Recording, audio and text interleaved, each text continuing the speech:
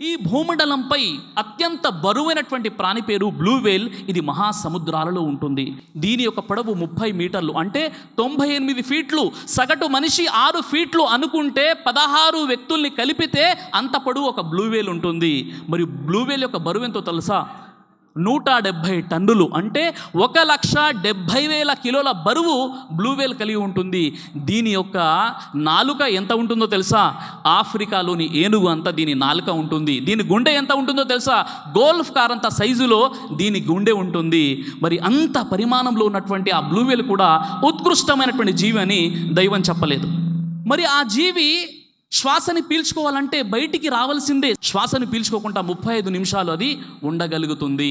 అయితే సోదర మహాశివులారా, మనిషి యావరేజ్గా 3 నిమిషాలు మాత్రమే శ్వాస పీల్చుకోకుండా ఉండగలుగుతాడు. ఎందుకంటే మనిషి అల్పజీవి. బ్లూ వేల్ 35 నిమిషాలు శ్వాస పీల్చుకోకుండా అది ఉండగలుగుతుంది. బ్లూ వేల్కి సంతానం కలిగినప్పుడు పుట్టుకతోనే 2.5 టన్నులు, అంటే 2,500 బరువుతో బ్లూ వేల్ పిల్లలు పుడతాయి. అవి పుట్టగానే 200 నుండి 300 లీటర్ల పాలు తాగుతాయి. కానీ మనిషి పుట్టినప్పుడు 3 నుండి 5 కిలోల మధ్యలో పుడతాడు. మనిషి పుట్టినప్పుడు 1/2 లీటర్ పాలు కూడా కష్టంగా తాగలేడు. కానీ బ్లూ వేల్ యొక్క సంతానం 200 నుండి 300 లీటర్ల పాలు తాగుతాయి.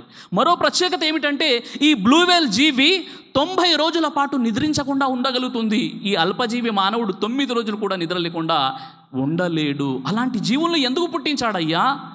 ఎందుకు పుట్టించాడు? ఎన్నో ప్రత్యేకతలు పెట్టాడు. కానీ వాటిని ఉత్కృష్టమైనటువంటి జీవి అని చెప్పలేదు. ఇస్లాంలో అష్రఫుల్ మఖ్లూక్, ఉత్కృష్టమైనటువంటి జీవి ఎవరంటే మానవుడు, మనిషి. ఎందుకో తెలుసా? ఈ బ్లూ వేల్ని కూడా దేవుడు మీకోసం, నా కోసం, మన కోసం పుట్టించాడు. అది ఎలా అంటారు? ఈ ఆశ్చర్యం ఏంటి? మహాసముద్రాల్లో ఉన్నటువంటి బ్లూ వేల్ మన కోసం దేవుడు పుట్టించాడా? అవునండి, నిస్సందేహంగా మీకోసం, నా కోసం, మానవుల కోసమే బ్లూ వేల్ లాంటి జీవిని దైవం పుట్టించాడు. అది ఎలా అంటే, మీరు చూసినట్లయితే సముద్ర తీరంలో ఉన్నటువంటి ప్రజలంతా కూడా దాదాపుగా వారు సముద్రంపై ఆధారపడి ఉన్నారు. ఇక్కడ ఏదైతే మనం బావుల ద్వారా ఫిల్టర్ చేసుకొని వాటర్ తీసుకుంటామో, వారు సముద్రం నుండి ఫిల్టర్ అయినటువంటి వాటర్ని తీసుకుంటారు. ఈ బ్లూ వేల్ని దేవుడు ఎందుకు పుట్టించాడు అంటే, సముద్రంలో క్రిల్ అనేటటువంటి ఒక సూక్ష్మ జీవులు ఉంటాయి. అవి పెరిగిపోతే పూర్తి సముద్రం మొత్తం కూడా కలుషితం అయిపోతుంది.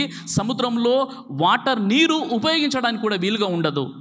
అలాంటి చిన్న కంటికి కనిపించినటువంటి సూక్ష్మజీవులు, క్రిల్ అనేటువంటి జీవులు సముద్రంలో ఉంటాయి. అవి పెరిగిపోతే సముద్రం కలుషితం అయిపోతుంది, పాడైపోతుంది. బ్లూ వేల్ యొక్క ఆహారం క్రిల్ అనే జీవుల్ని పెట్టాడు దైవం.